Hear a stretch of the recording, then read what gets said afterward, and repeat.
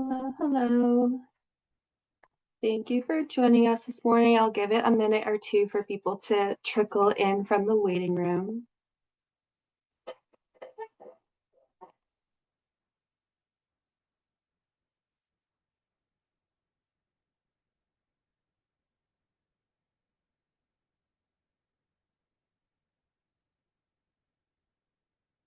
Hello, good morning. If you haven't already heard, we're going to wait a minute or two for the waiting room to slow down, and then we'll go ahead and get started. I hope you're having a great morning to start.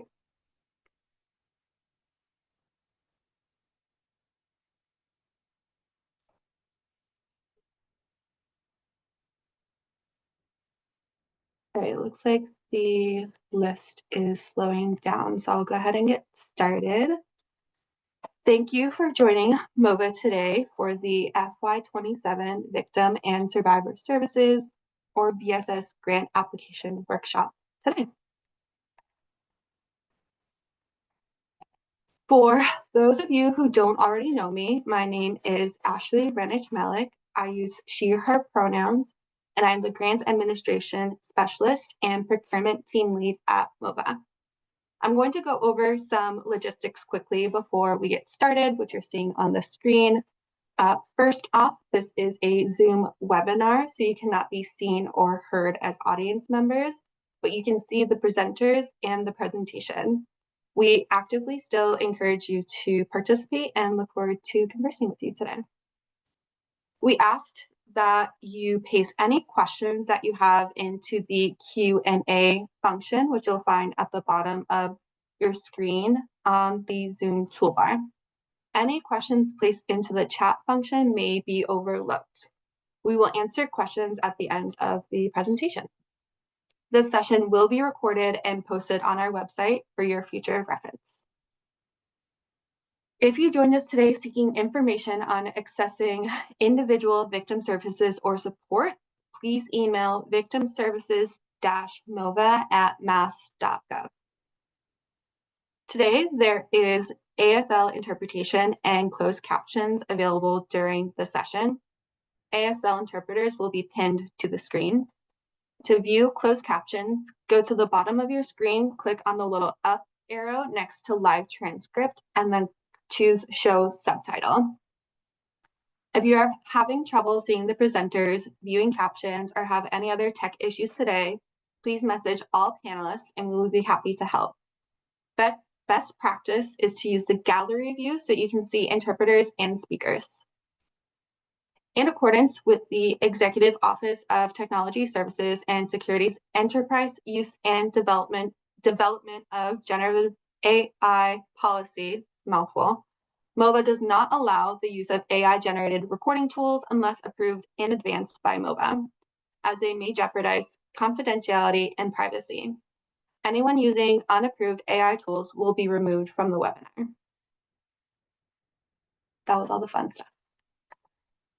Now we'll get into introductions. So like I mentioned, my name is Ashley Renich-Malik. I use she, her pronouns, and I'm the Grants Administration Specialist at MOVA.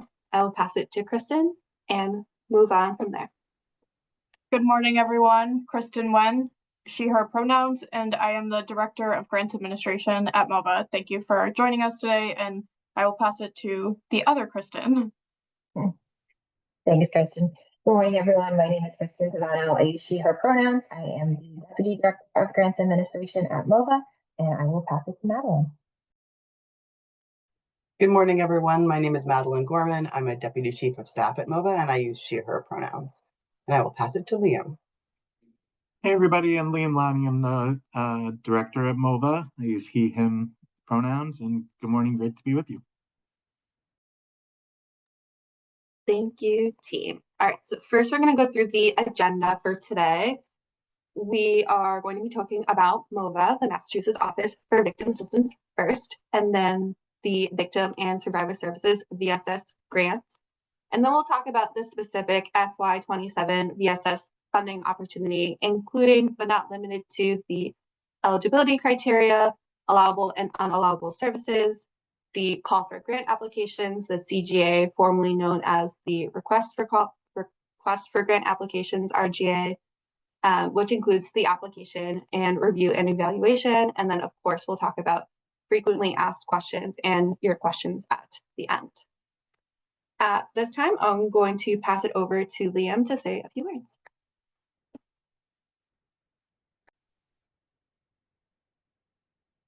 Thanks, Ashley. I see a comment in our chat saying that the only folks people can see are our wonderful ASL interpreter and not me. And while that may be a benefit for many of you in this early morning, I wanted to see if we can fix that. Oh, there I am.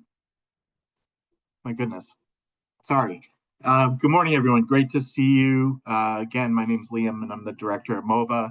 I looked through the attendees list, and I see many familiar names and partners in this work. And now this morning, since it's an open opportunity, I also see many new names. And so we look forward to getting to know you over the coming months.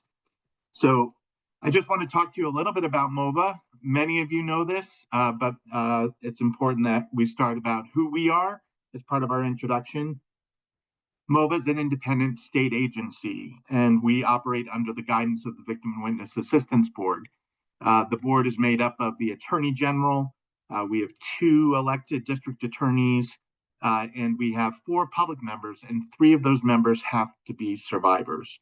And so we are really fortunate to have survivor leadership on our board. It's something that we're proud of, and it also is something unique nationally. Only a few states have survivor leadership over their federal fund administration. Our mission is to simply empower crime victims and survivors across the Commonwealth. And as part of a strategic plan that we did several years ago, we identified some values that guide our work. And the values that are important for you to know is that we believe our work should be survivor informed. It needs to be equitable, that we always advocate for survivors. We recognize that there's always more to do, and we need to keep doing that.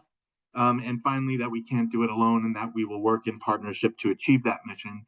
And in fact, that is in large part why we're here today, because we do this work together, and it's really important that we find every opportunity to work with amazing service providers like you and support the important work that you do with survivors. So we also serve as a central statewide resource for victim service providers, and we do this by offering providers technical assistance, funding, and strategic support to many organizations across Massachusetts. We also try to provide opportunities for collaboration amongst providers across different regions as well. Our work is in several areas. One is our policy and legislative advocacy work. Our team advocates for laws and policies that enhance victim rights, access to services, and funding, which I know many of you have partnered with us on over the past several years. We work in the realm of providing training, but more importantly, trying to create opportunities where service providers can train each other. You all are the experts in doing this work. You build and create innovative best practices every day.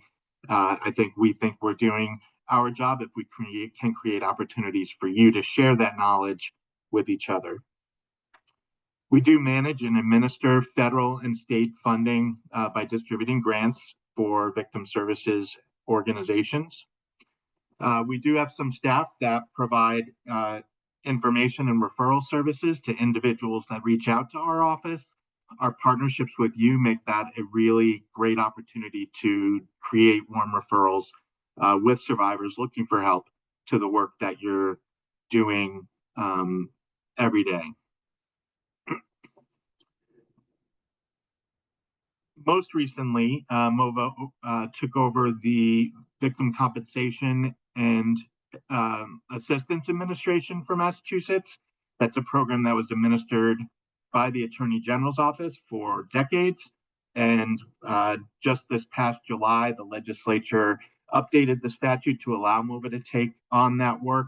And it's a really great opportunity for us to connect with survivors and help to reimburse them for out-of-pocket costs related to the crime they experienced.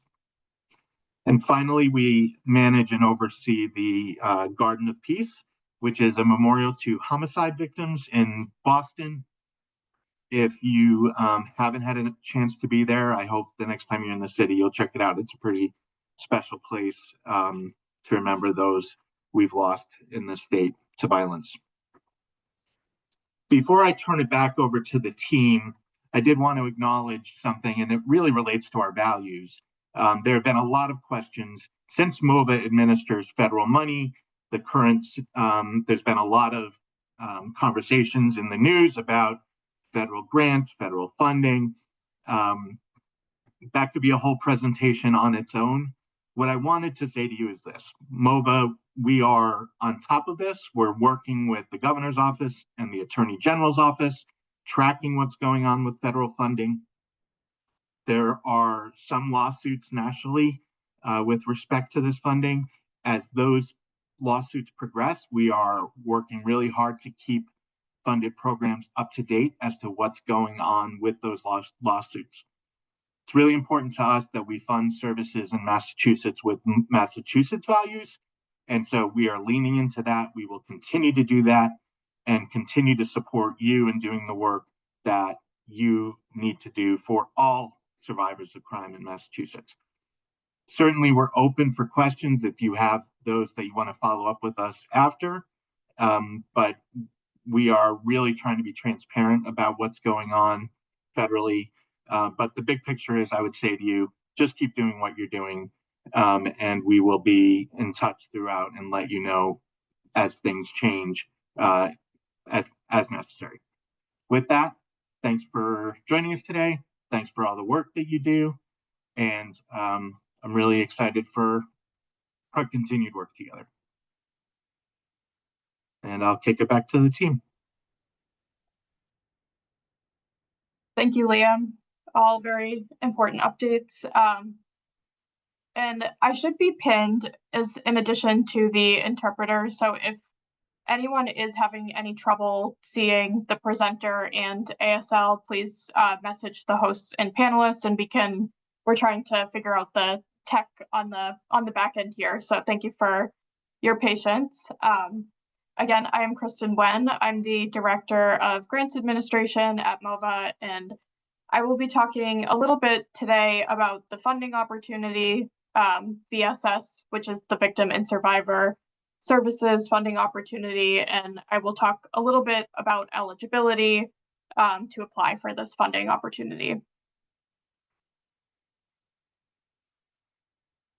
So the purpose of the Victim and Survivor Services Grant is to fund organizations to provide counseling, advocacy, and intervention services free of charge to victims and survivors of crime. And a little bit about MOVA as a grant-making organization. We are responsible for ensuring competition and fairness in grant distribution.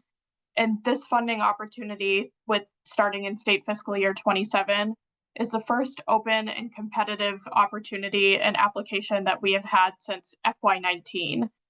So it has been several years that we have offered a open bid, open procurement. So we're excited to see what services are out there that we have not been able to fund over the last several years.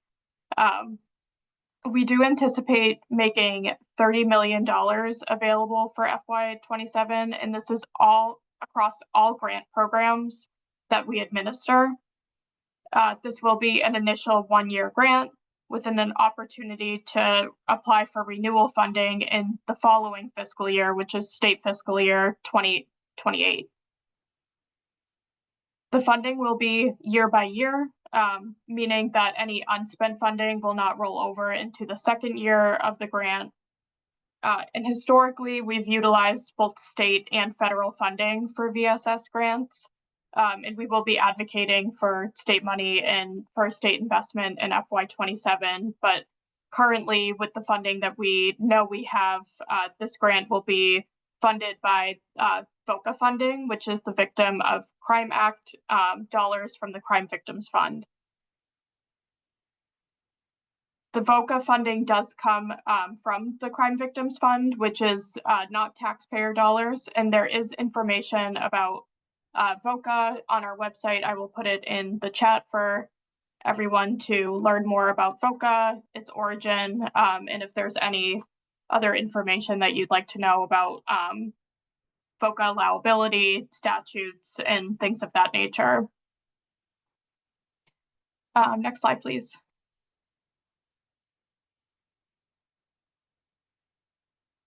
MOVA does allocate a minimum of 10% of our annual VOCA award to the following categories: child abuse, domestic violence, and sexual assault. And this is statewide, and it's a minimum of 10%. So that doesn't mean that only 10% of the award will be going to any of these categories, and it can fluctuate year by year. And additionally, MOVA does allocate a minimum of 10% of the annual VOCA award to underserved victims of violent crime. And for this purpose, MOVA has determined that underserved populations include, but are not limited to, survivors of homicide victims, victims from culturally specific populations, victims with disabilities, victims who identify as LGBTQIA+, victims needing legal assistance, victims needing housing assistance, victims living in rural or isolated communities, and victims involved in the justice system.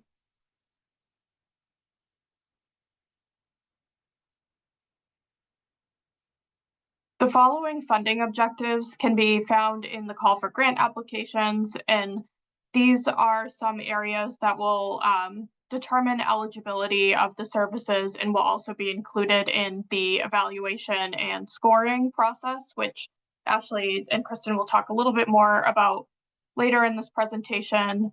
But these objectives include costs that are essential to the provision of direct services to victims and survivors of crime, direct services to victims and survivors of various victimization and crime types, direct services that for victims and survivors of crime that reach populations, communities, and geographic areas that have been historically or are currently underserved, programming across the Commonwealth of Massachusetts, and lastly, collaborative programs and partnerships that maximize resources and services for victims and survivors of crime.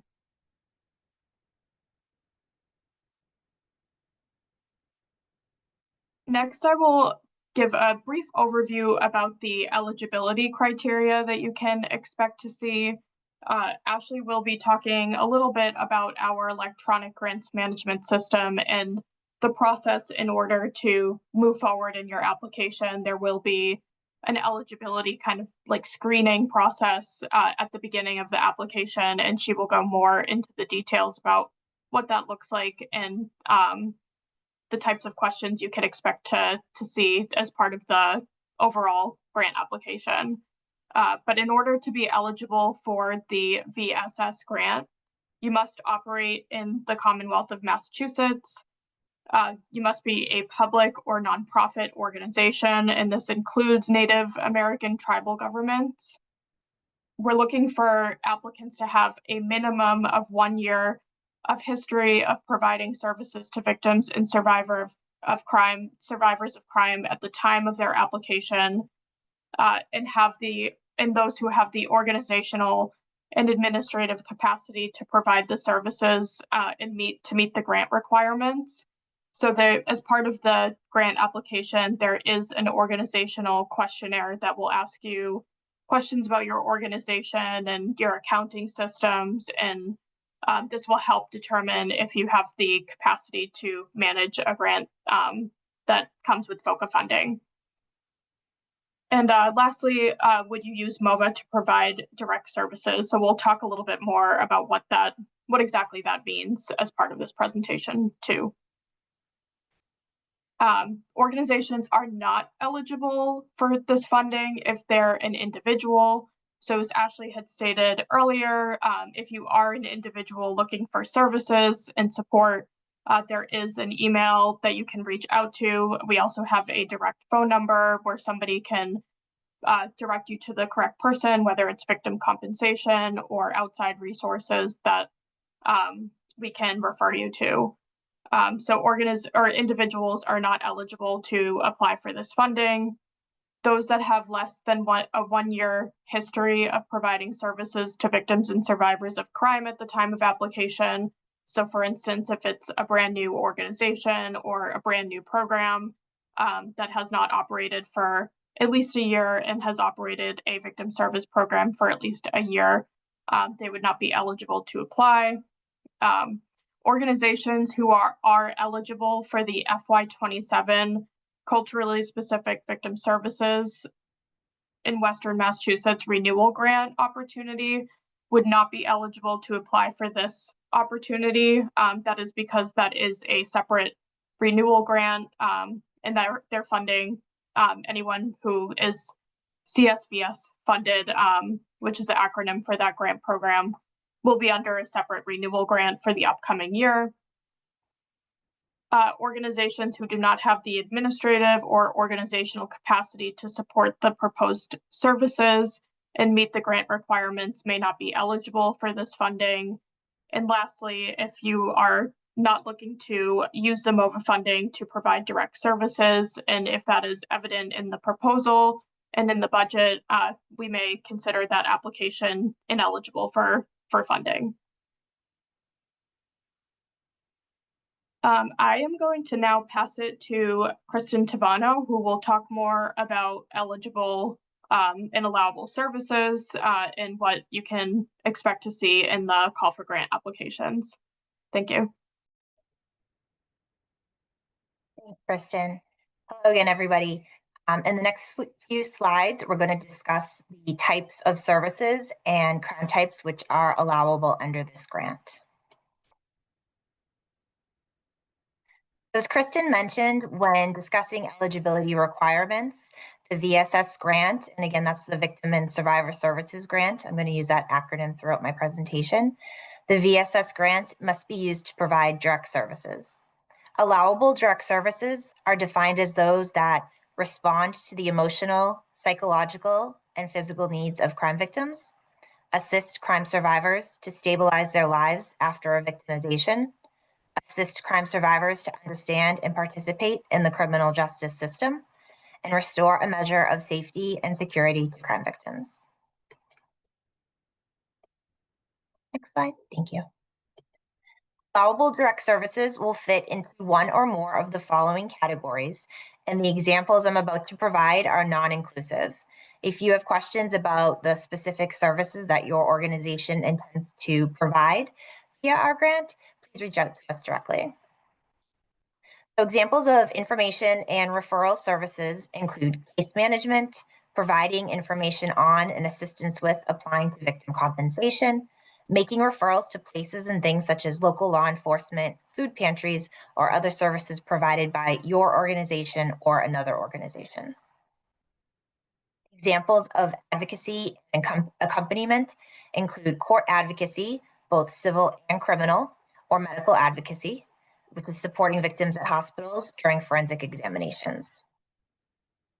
Examples of emotional support and safety services include crisis intervention services, safety planning, counseling related to the victimization, both group and individual, hotline response and support, trauma-informed yoga, art therapy, and peer support activities. Examples of shelter and housing services include relocation assistance, transitional housing, emergency shelter. And finally, examples of criminal and civil justice system assistance include trial and/or parole notification, case disposition information, victim impact statement assistance. Again, that's a non-inclusive list. That's just a handful of some examples to help you understand the different categories that we're referring to when we're talking about direct services. Again, another non-inclusive list of some of the crime or victimization types that can be supported with the VSS grant.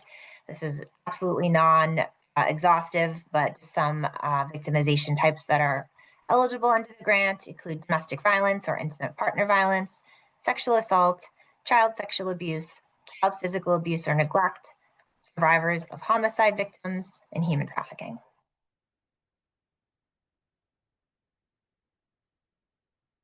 So moving on to what the grant cannot support. Some examples of unallowable services include participating in lobbying, political or fundraising activities on MOVA grant time. Providing perpetrator rehabilitation is unallowable under the grant. However, this does not prevent those who have been identified as an offender from being eligible to receive services related to a victimization that they have experienced. Activities to improve the criminal legal system are unallowable. These are things such as costs for expert testimony for the prosecution, providing travel, lodging, or meal expenses for victims subpoenaed to testify in a criminal case. And a little note for that last one is that it is allowable to pay for lodging and meals for victims and their families so they can attend court proceedings, but not so that they can testify in a criminal case. Activities exclusively related to crime prevention are unallowable. Out-of-pocket victim expenses, such as lost wages, medical bills, and deductibles are unallowable. And as a general rule, cash cannot be given directly to victims. Finally, most medical costs are unallowable. That includes doctor and hospital bills, home health care, and medical equipment. Again, this list does not include all unallowable costs. We encourage you to read our policy and procedures manual and the unallowable and allowable cost list. Madeline has just put that into the chat for you. That list in itself is also not exhaustive. So if there are other costs that you're thinking of, including in your funding request, please reach out to us directly if you have questions.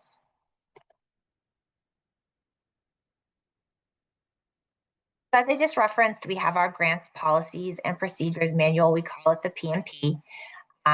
This outlines VSS specific and MOVA general allowability and grant requirements.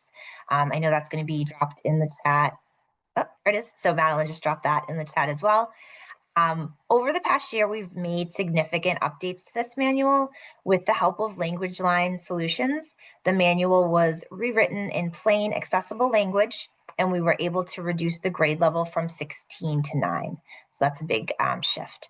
We really simplified the information within the manual. We revisited the structure and the organization of sections and removed duplicative or redundant information.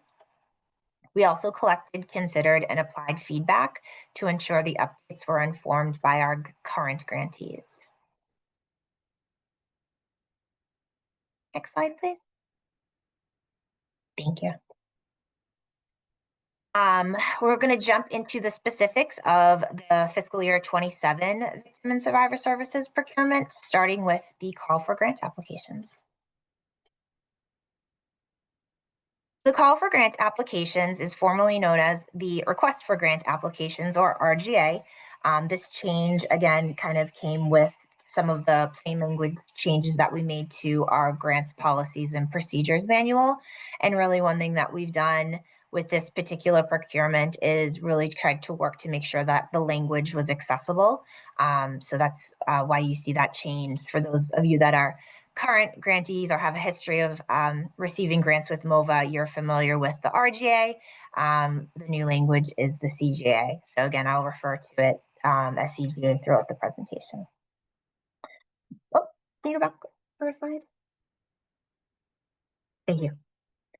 So the document outlines eligibility, grant requirements, our timeline, and the application review and grant award processes. There's a lot of helpful links and resources within the CGA. And of course, we're available for questions related to the information within. You can access this document on COMBI's and MOVA's website, and I'm going to walk through both of those now. Thank you. So first, we'll review accessing the CGA via Combis.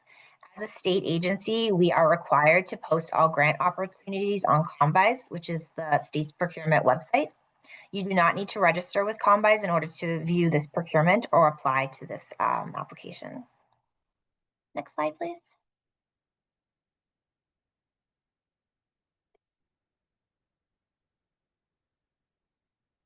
So from Combis homepage, which we can drop the link in the chat. Oh, it's already there. Thank you, Madeline. From the Combis homepage, you're going to want to scroll down to the bottom and you'll see a section called Supplier Activities. And what you want to do is click Open Bids, and there's a little arrow right in the middle there for what you want to click on. Next slide, please. A new page will appear. You'll want to click the Advanced Search box in the upper left-hand corner, which is arrow number 1. You'll want to type victim and witness into the organization box, which is arrow number 2. And once you start typing victim and witness, you'll see the Victim and Witness Assistance Board come up in the list, and that's what you want to select. And then finally, you're going to click Search, which is arrow number 3. After clicking Search, you'll want to locate the bid number in the list that appears.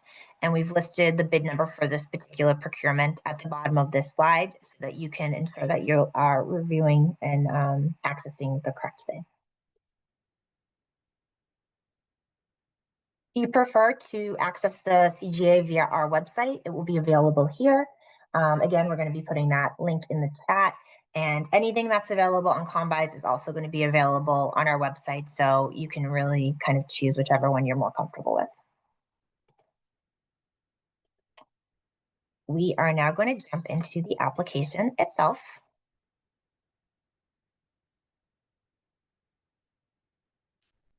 So while the CGA is your manual to the application process, the application itself is available and will be completed exclusively on eGrants, which is MOVA's electronic grants management system. In order to access the application, you'll need to set up your organization and register at least one user at the same time. Ashley has created and posted a recording which will walk you through the application on eGrants, and this is available on our website. We encourage you to review the materials that we are dropping or have dropped in the chat for guidance on navigating eGrants. There's a lot of really great resources that Ashley has put together, step-by-step guides with visuals, her recording. It's really very user-friendly. And in addition to all of those resources, on November 19th, we are going to be hosting an optional eGrants technical assistance session. This is virtual, and you can register using the link that Madeline just put in the chat. The intent to apply form. It's not required, but it's strongly encouraged that you submit an intent to apply form if you're considering applying to the grant. The intent to apply form is available on eGrants, and it's due by November 3rd. This is not a binding form at all. If you submit an intent to apply form, it does not mean that you ultimately have to apply for the grant. And in the reverse, lack of submission of an intent to apply form does not mean that you cannot submit an application. The information that we're asking is to help us plan for the review process. We're looking for an approximate amount of funding, which you'll be requesting with your application, and the primary contact for the application.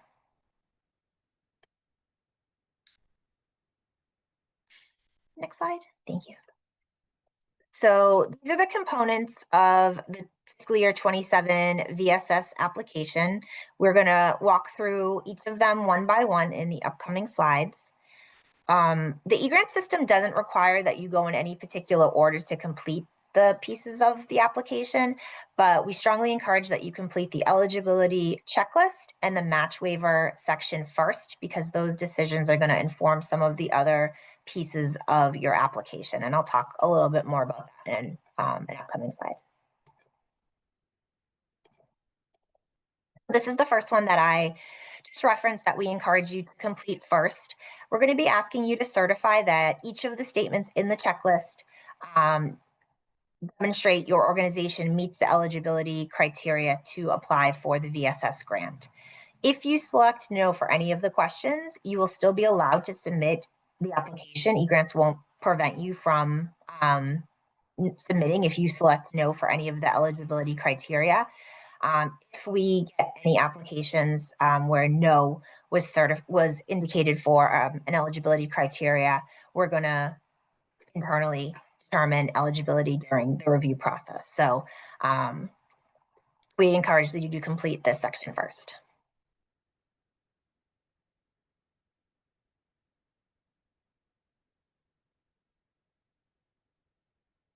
So all of these components are available under the application questions section in eGrants. And each of them are outlined in detail in the CGA as well, but I'm also going to talk through each of those in upcoming slides. So first thing in the application questions section is going to be the organization mission statement. In this section, we're asking that you include the mission and the length of operation of both your organization and the proposed program. It's a required field, and your response will be limited to 700 characters. The next section is called the program name, and the name you select should be different from your organization's name. It should be a singular name. So, you know, if your organization is currently funded by MOVA and you have a human trafficking program and a child advocacy center, for example, we're asking that you create kind of one encompassing name for the programs that will be included under your application. The name should be reflective of the services that you're proposing in your application, and this field is also required. And then the proposed scope of services, we're asking that for this, you include the program name, so the program name that I just talked about in the prior section, the populations and the geographic regions that will be served with this funding, any unique service capacities such as language capacity or any specialized services that you'll be offering, and that you include the services to be provided and how they will impact the populations to be served. In your scope, include only activities which would be supported by the VSS grant. It shouldn't include any activities that your agency provides or your organization provides that wouldn't be funded by this grant should you receive it. This is a required field and your response is limited to 1,500 characters.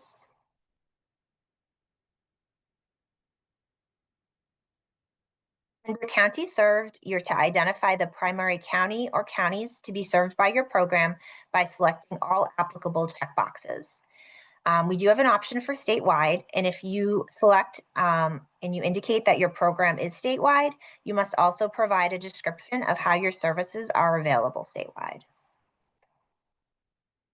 Under victimization type served, we're asking you to indicate the victimization types you're proposing to serve with a VSS grant. Examples include child abuse, adult sexual assault, robbery, or human trafficking. For each of the types, you'll enter a percentage into the text box. The information you enter can be an estimate. You do not need to enter zeros for any types that you do not serve, but your entire list must total 100%. If you're serving victimization types other than the ones we have listed, we have text boxes available for other violent and other non-violent crimes. And if you select either of those, you must provide a type. So if you click on those, there's a little text box and we're requiring you to put what the other type is. In the service types provided section, we are asking you to identify the main types of services that you would provide with your VSS grant. There are options under 5 different categories. The categories include information and referral, personal advocacy and accompaniment, emotional support or safety services, shelter or housing services, and criminal or civil justice system assistance. The section is made up of checkboxes. You can select all that apply, but again, only include services and activities which would be supported by a VSS grant. So all of those sections that I just talked about should be reflective of what you're applying for.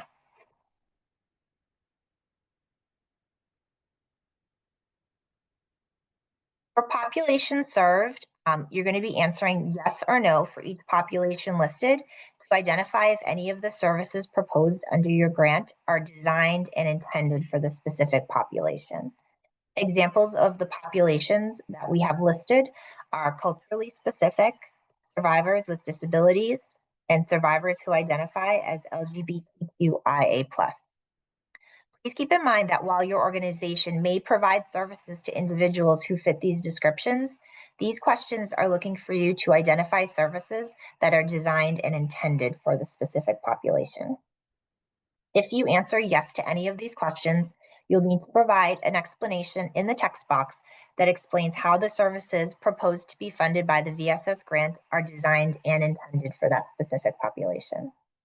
The description should include information such as the organization's mission statement or an explanation of how specific services and/or costs in the budget are specifically directed towards serving the identified population. Your description will be limited to 1,000 characters per text box. We have issued a blanket waiver of the match requirement for all organizations who receive a fiscal year 27 grant award, unless your organization opts out. In addition to the eligibility checklist, this should also be completed and saved early on, as saving the match selection opens the appropriate budget form for your application. If your organization is opting out of the match waiver, you're going to get a budget that includes columns for you to indicate where you're going to be contributing your 25% match requirement, along with a form that outlines the sources of that match, whether it be cash, in kind, another grant. But if you accept the match waiver, you will not be required to enter this information, and the budget that eGrants provides to you will not have those columns. I just wanted to highlight that your organization's decision on this does not impact the evaluation of your application in any way, and we strongly encourage acceptance of the blanket waiver. Madeline has just thrown into the chat our match waiver policy, so we encourage you to read that in making your decision. And then the bulk of the application is in the narrative questions. There are 4 questions that are going to be looking for information on the history of your organization, the populations you intend to serve, the needs you intend to address via direct victim services, and each of the 4 questions is limited to 2,500 characters.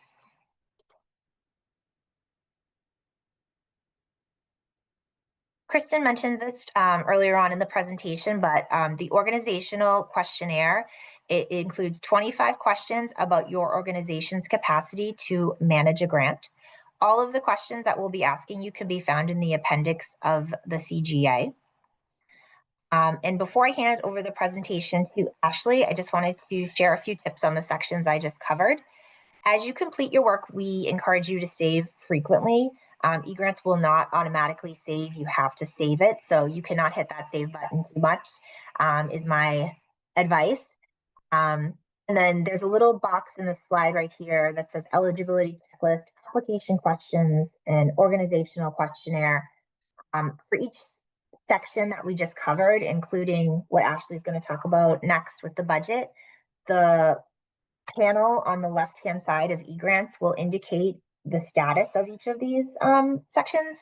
And if you completed a section satisfactorily, there'll be a check mark. So in this example, there's eligibility checklist. It has a little check mark in the box. That means you've entered all the information. It's saved. That all of that is good. If you have not completed a section, but you've started it, or if you've just not, all the information in, you're going to get a little exclamation point. That means there's some sort of error check in there. You'll want to go back and make sure you've entered all required information.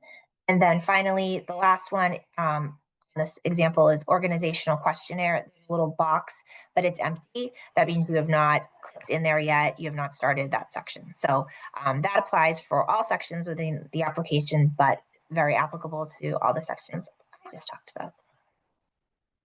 And so with that, I am going to hand it over to Ashley.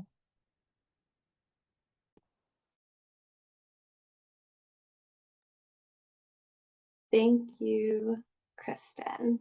All right, so I'm going to pick up and talk about the budget request. So the budget forms will open after a match selection is chosen and saved on the application questions form, like Kristen talked about before.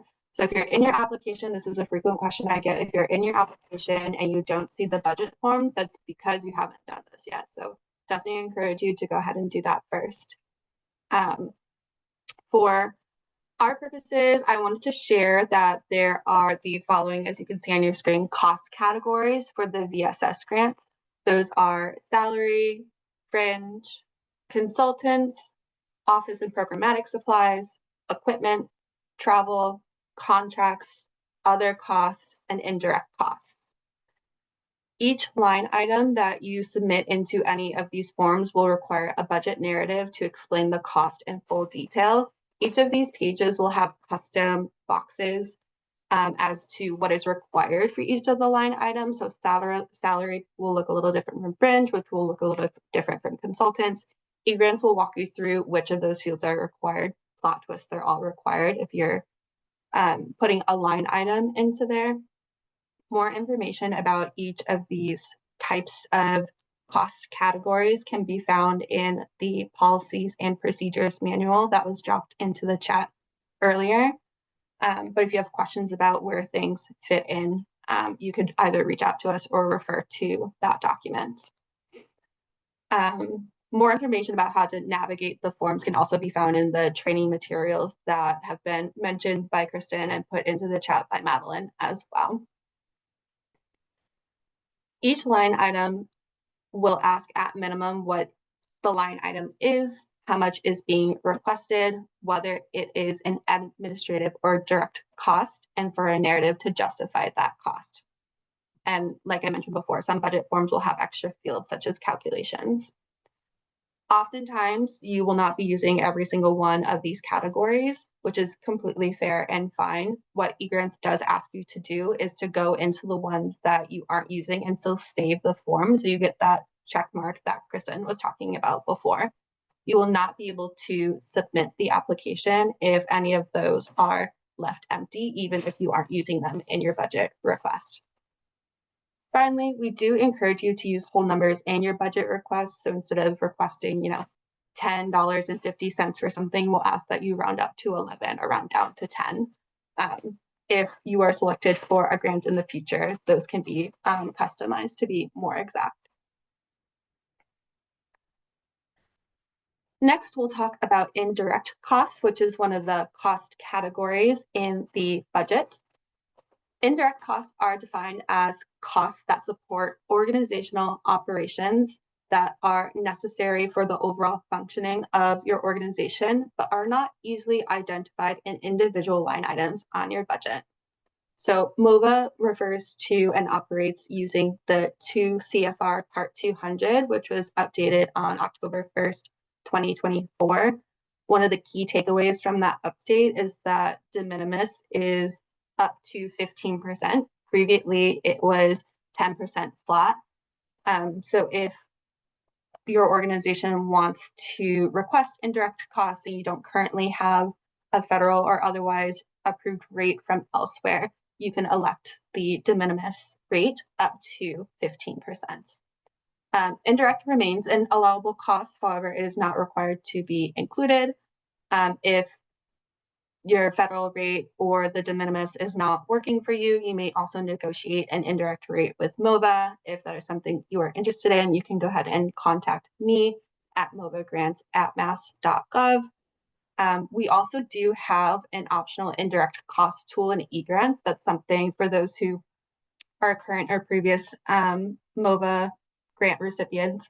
It's a new tool in the eGrant system that's completely optional. You'll also find it in your left-hand panel, where all of the line items that you request are going to be auto-populated into that indirect cost tool. And then you can check off which ones you want to include in that calculation. You can also customize what the calculation is. I think it might default to 10%, but it's an open box. So you can make it 15, you can make it 13.5, you can make it 35 just to see what the math will do. Another note for that form is you will see if you're requesting salary and fringe for one individual, what we customize eGrants to do is to put that into one excuse me, into one line. So that's some extra math that eGrants will do for us that we don't have to do individually. So this tool, as I've mentioned a couple of times, is completely optional and disconnected from the other parts of the application. So you can play with it as you see fit. Next, in the left-hand panel, you'll see the uploads option. So there's 3 sort of fields in the uploads form.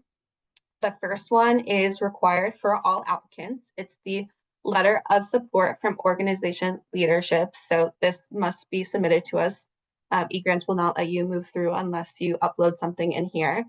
So this is a letter from your organization's leadership that attests that they're aware of the application to this grant and that they'll abide by all the different rules that MOVA has.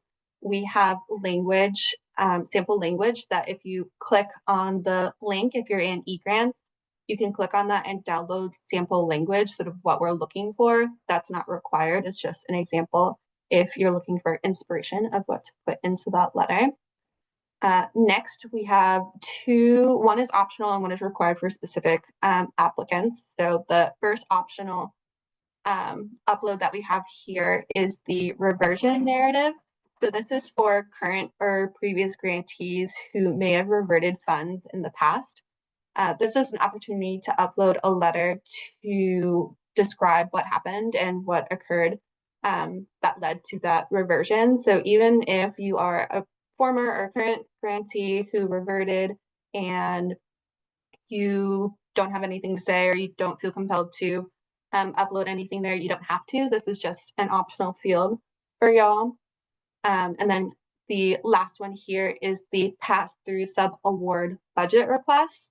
So this is required for pass-through organizations. I believe we only have 2 and you know who you are. If you're confused, you can feel free to reach out to me as well to see if that applies to you or not. But this is the field that the pass-through organizations will upload all of the sub-award budget requests, if that applies to you. All right, so next we have the contact information, which is both the first and last part of the application. I say that because contact information is not included in the actual application that you see in eGrants. It's included in your profile and organization information, sort of like how eGrants is set up. So because it's separate, I do want to put extra emphasis on this because it's still an important and mandatory part of the application process. So you may have begun working on this or have updated this even before the application opened. That's great. I'd love to hear it. If not, this will need to be completely completed before you submit the application. Incomplete contact information will result in an incomplete application. So when you go into that field, there's more information about how to navigate there and how to fill it out and all of that in the training material. So we're not going to go into that here because that can go on forever. But the piece I wanted to point out is at the very bottom of that contact information form, there's a section called Contractor Authorized Signatory Listing. There's a form there. So in there, there's a few fields that ask for the name, title, email address of the contractor authorized signatory. And then there's an upload for the what we call CASL form here. So what you'll do is you'll click on the link for the title. It'll say Contractor Authorized Signatory Listing Form. It'll be blue. It'll look like a link. You click on it, you download it, you fill it out, and then you re-upload it into that field. So one person from your organization will be the assigned authorized signatory, and that will be the person who ultimately signs a contract with MOVA if selected for a grant. So it's important that you and that person are locked into that commitment, because if you want to receive funding from MOVA, they'll need to sign the grant and abide by all of the things. The other important piece is that the information in the form that you upload must match what you put on eGrants. There isn't a way on eGrants to make sure that you do that correctly. So it's super, super, super important that you are making sure that is matching and correct. We've had circumstances where different people are listed or the email is written wrong and it's a whole hullabaloo. So to make sure that the application is complete and accurate, make sure that you're paying special attention to the contact information and the contractor authorized signatory listing section. Excuse me, and egrants. After the application, talk about the timeline in a second, the contact information will also close. So super important that you do that beforehand.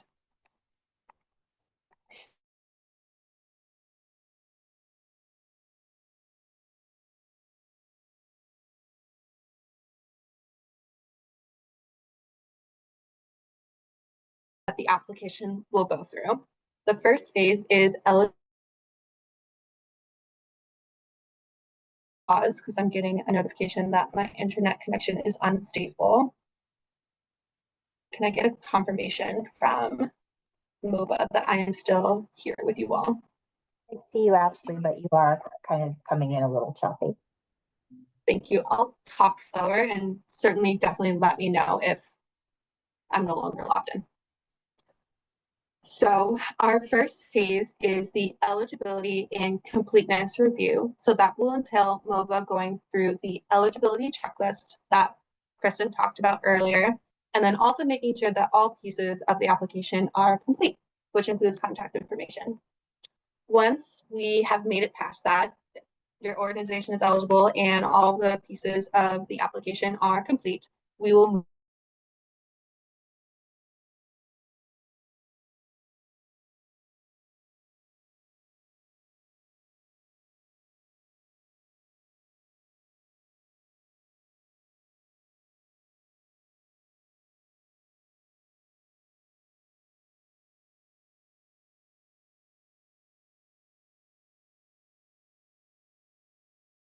the proposed scope of services and the narrative questions. So those 4 narrative questions that Kristen talked about earlier. Ashley, Hi. You just froze for a moment. So can you rewind about, I don't know, 15 seconds of what you were just saying? Sorry, thank you. Thank you for letting me know. I'm so sorry, y'all. I swear it's been perfect this whole time until like when I have to talk, right? All right, so I'll back up to application review. Hopefully that's sufficient.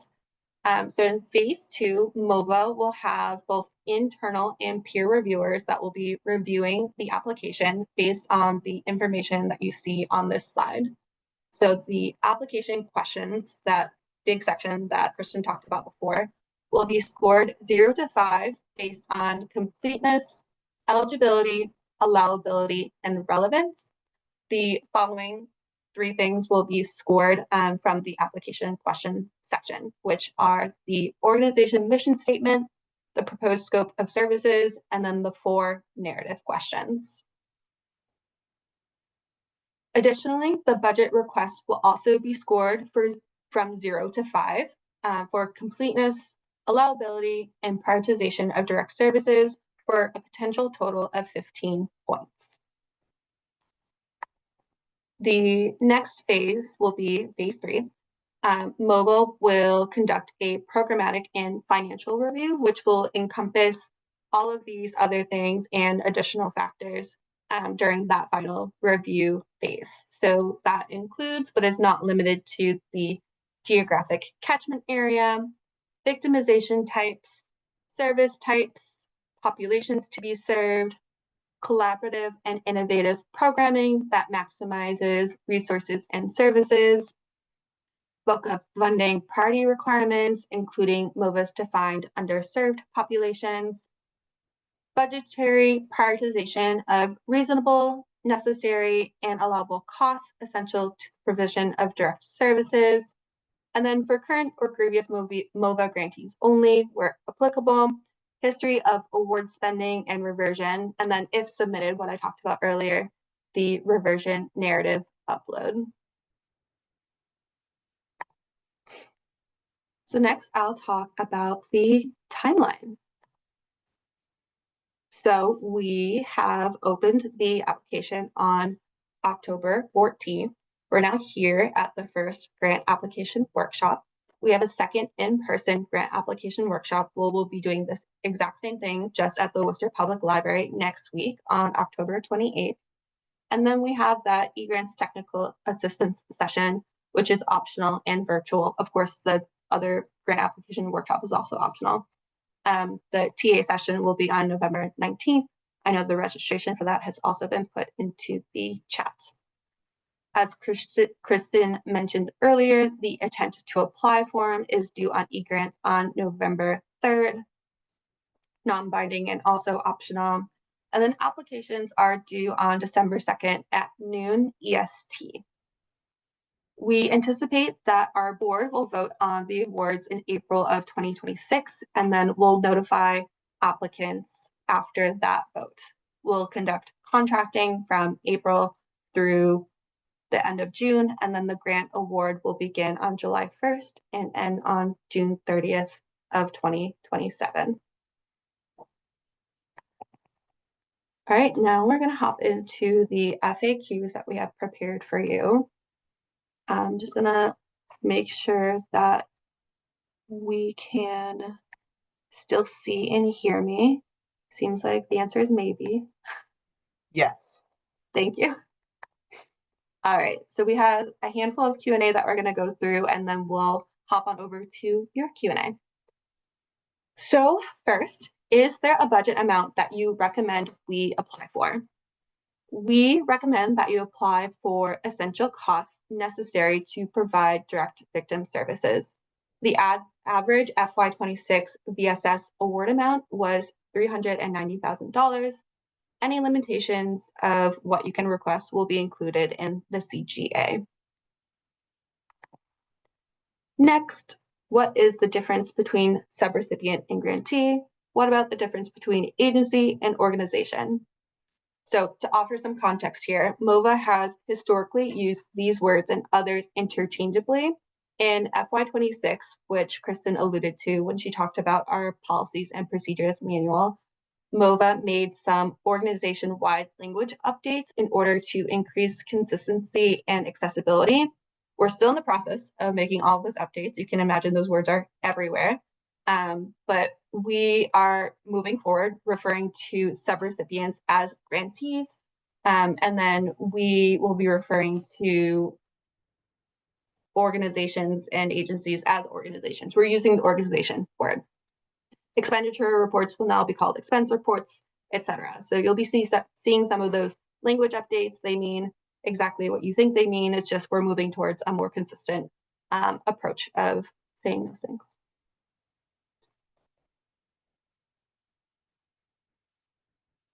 Next, we've also alluded to this, what will be different for currently funded organizations versus new organizations. So we'll be applying the same evaluation criteria to all applicants, whether it's your first time applying for a VSS award or whether you have applied for and received VSS funding in the past. The only additional criteria we are applying is history of grant funding reversion, which will of course only be considered for returning applicants. Next, do I have to complete the application on eGrants in one sitting? No, you can save your application information and return to it as many times as you need. Applicants and other users with the applicable permissions can navigate back to the application using the search tool located at the top of the page on eGrants. You can also find it in your My Tasks as well on your dashboard if you have that set up. Next, can we apply for more than one VSS application? No, make sure that all proposed programming is included under one application per organization. Next, I've also alluded to this. When I initiate the application at eGrants, I cannot see the budget forms. How can I fix this? You must first answer the match waiver question in the application questions form and save the page before the budget is available to you. eGrants will open different forms depending on what selection you make. One will have match included, so the source of match page that Kristen alluded to, and then match columns for you to report on. And then if you opt into the match waiver, you will not have any of those things.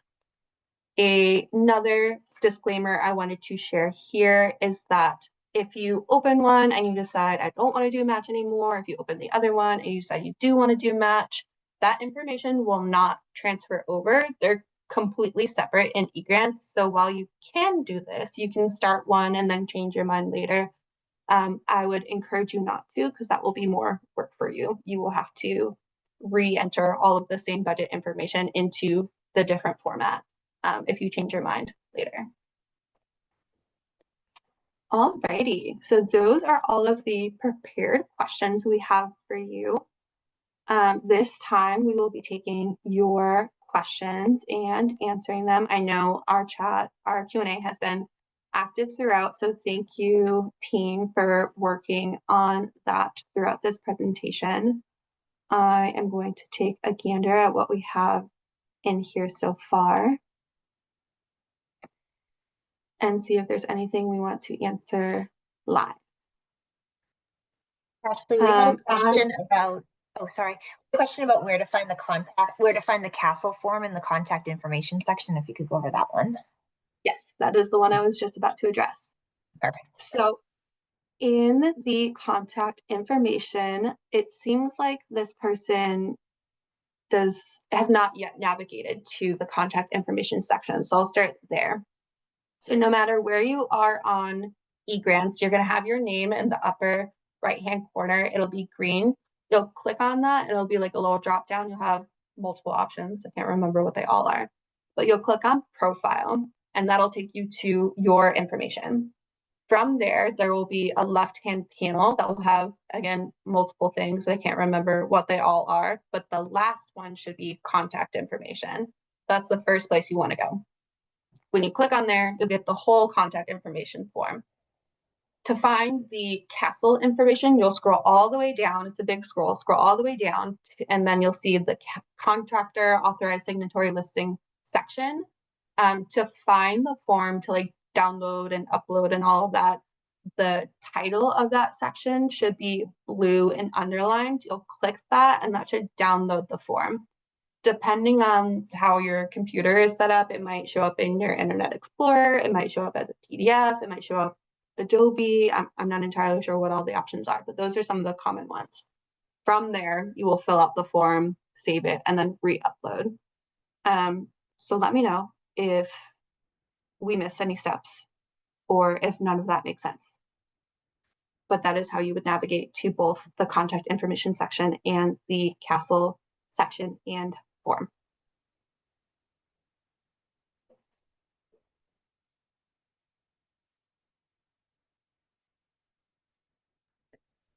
I see a question in the chat that I just wanted to address, just so that it didn't get lost. But the question was, can an organization apply to renew SAFE Plan and apply for VSS? And the answer to that is yes. These are two distinct and separate grants. So if your organization is currently SAFE Plan funded and you're looking to renew for fiscal year 27, you can absolutely do that and apply for funding under fiscal year 27 VSS. I see a question in here that says there will be 4 different people inputting information into the system for our application. Is that acceptable? That is certainly acceptable. The one thing I would make sure you're paying attention to is making sure that those people all have one of the applicable users that can access the application. So those 2 types of users are agency administrator, which is the type of user that will have access to all of your organization's things in eGrants. And then the application submitter is someone who will only have access to the application processes. So use those as you see fit, but those are the 2 who will be able to fill out, submit, etc.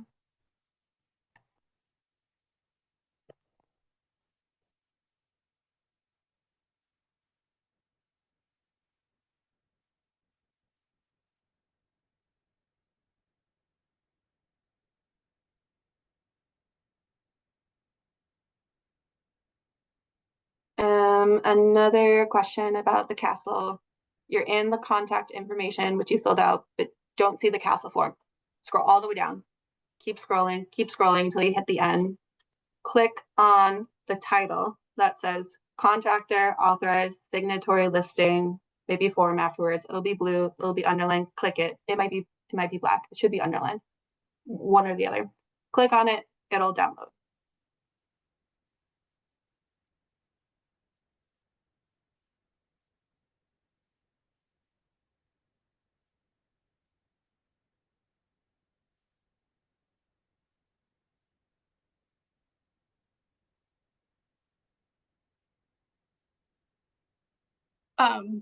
There's a couple questions about if consultants can complete the letter of intent. And I think some of these questions have been answered, but just because it's come up a couple of times, I just wanted to address it. I would say consultants, yes, can complete the application or letter of intent. It's really dependent on the organizational needs, and if that ultimately needs to go to a consultant, there's nothing that would otherwise say that they can't complete a letter of intent.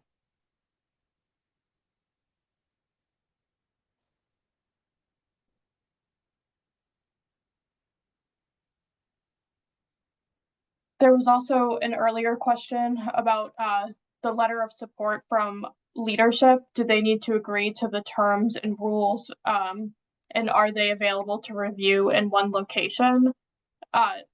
It's not necessarily like a requirement that they agree to the terms and rules of the grant. There will be, for successful applicants, there will be contracting materials, award conditions that will be passed down during the contracting phase in the spring, which then would be, of course, helpful to make sure organizational leadership is aware of the grant conditions that you're signing up for, that you've accepted or plan to accept. However, I would suggest that it would be helpful that they're relatively familiar with what the general grant requirements are if they are submitting and signing a letter of support. But generally, it's the purpose of the letter of support is to ensure that your board, agency leadership, etc., is aware that this application is being submitted and that your organization intends to apply for this funding, so everybody is on the same page. And please submit all questions and questions in the Q&A function, just so we don't miss anything. But to answer the second part of that question, are they available to review in one location? I would suggest, I think Madeline shared it in the chat earlier, but the grants, policies, and procedures page on our website would be the best reference point for that. They can go through our manual, any tip sheets. It is quite lengthy, but there are also presentations that are posted on our website that are posted on and available on YouTube that they can watch if they wish to do so. Just a reminder to everyone as questions are coming in, if you could please try to put them in the Q&A function as opposed to the chat. It's helpful for us to be able to keep track of them and make sure that we aren't losing any of the questions and that we're able to not only answer them all here, but also include them all in a questions and answers document that we're putting together so that all of the questions and all of the answers that are being provided will be available to everyone who is interested in or is applying to the VSS grant, and those will all be posted on our website. There are a few questions about outreach versus prevention in the chat. And the purpose of this funding is to provide direct services for victims and survivors of crime. So that is the primary intention of this funding and of the VSS awards.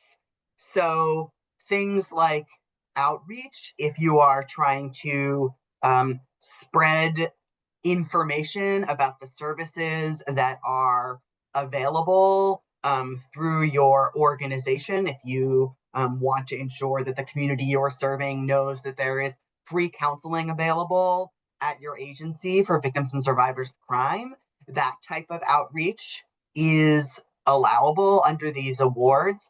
Primary prevention, so with the primary intent of the activity that you're doing is to try to prevent crimes from occurring, that is a great thing to do, but that is not something that is largely allowable under this type of funding. If you have specific questions about something that you are interested in doing, you can reach out to us via email.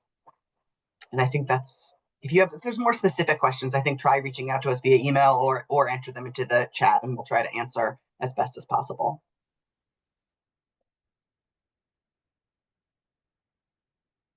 There's a question here. If multiple organizations provide the same program under their umbrellas, can they collaborate on one application? Yes, collaborative applications are okay. The way that I would see that, or the way that that should be proposed in the budget, for instance, of course, it would need to be made clear that it's a collaborative application in the program narrative and in the narrative questions, but on the budget, there may be some sub awards or subcontracts, and there's a section in the budget that you would be able to indicate that on. So there would be the lead applicant, and then the collaborative organizations would be listed as subcontracts. So that is possible. It is something that you may be able to do and apply for.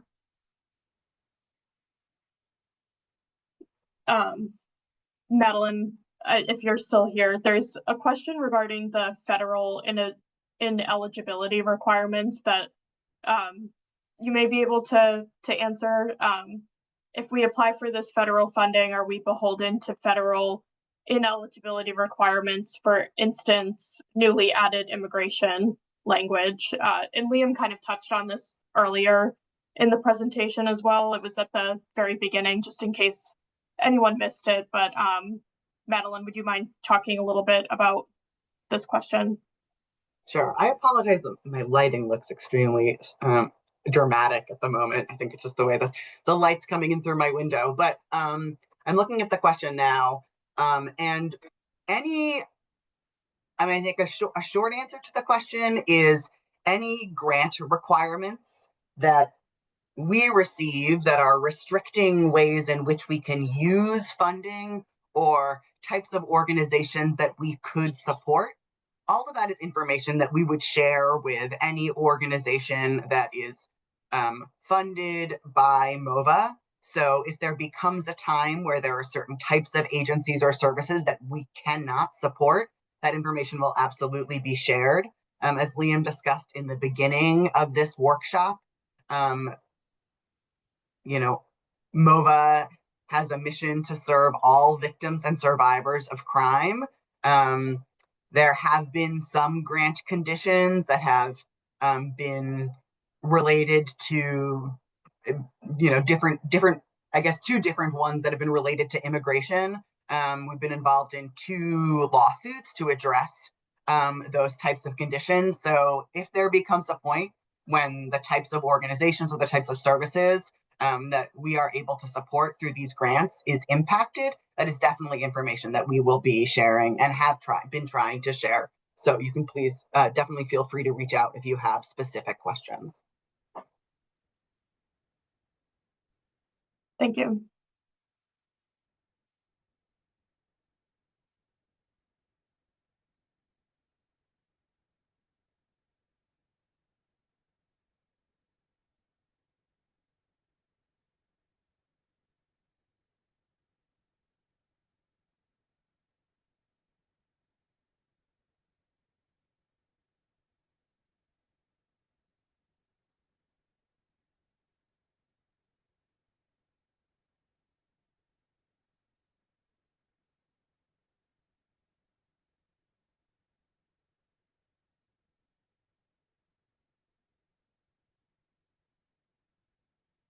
Sorry for the silence. We're just going through there's still a number of questions that we may be able to address today. Yes, the slides will be shared. There will be a recording of this this informational application workshop. it will be posted after next week. So if many of you are, I assume, on our constant contact list, if you're not, please reach out to our email so we can get you on our constant contact list, and that will be shared on constant contact and posted on our website after probably mid next week is what I would suggest. Here's a good question. What is considered an administrative cost as opposed to a direct cost? So in the application, and Ashley, please correct me if I'm wrong, you don't need to necessarily indicate this is administrative versus direct. But otherwise, I'm sorry, I don't need to cut you off, but you do. oh, That you is- do? Yeah, that is a selection. Do we have a list that defines like what would be an administrative or a direct cost?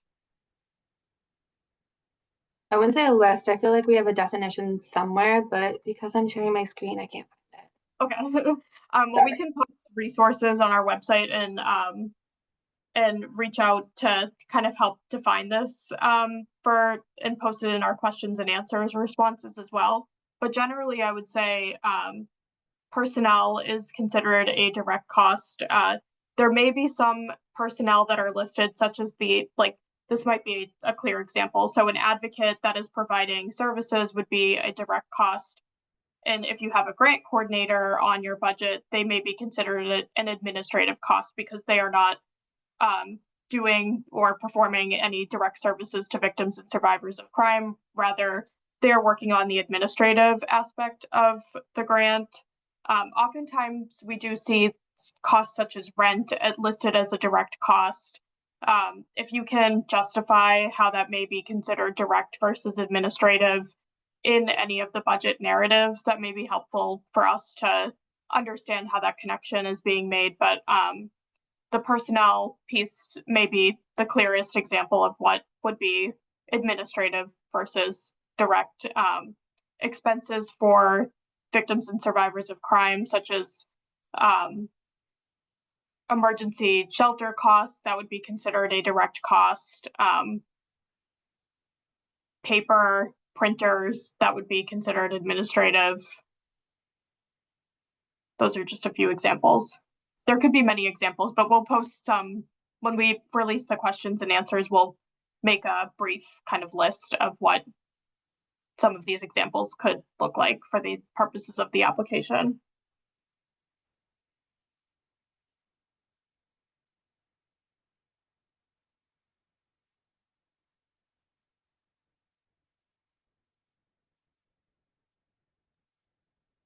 I do see that the Q&A function is starting to clear out. Thank you, team, for working very hard on this.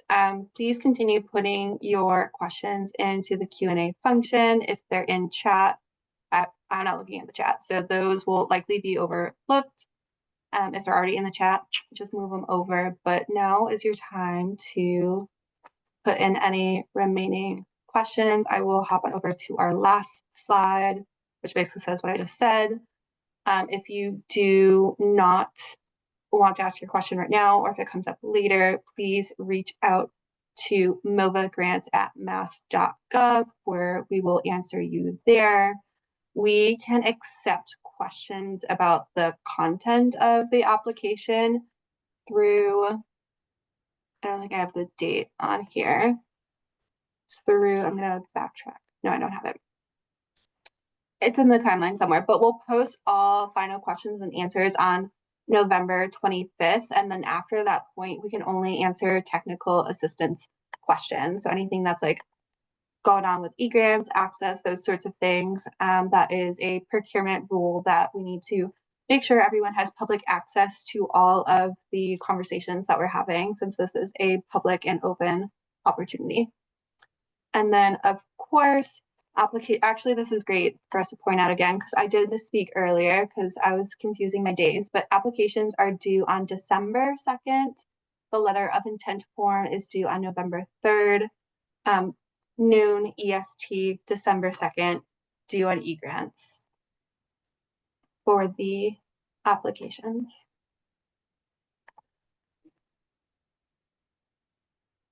And that's that. I'll stop sharing so we can finally all see each other and then see what other Q&A we have. Yes, so the Safe Plan application is also due on December 2nd at noon. If you are, I don't think there's any CSVS in here, but if you're CSVS also due same time, same day, same time.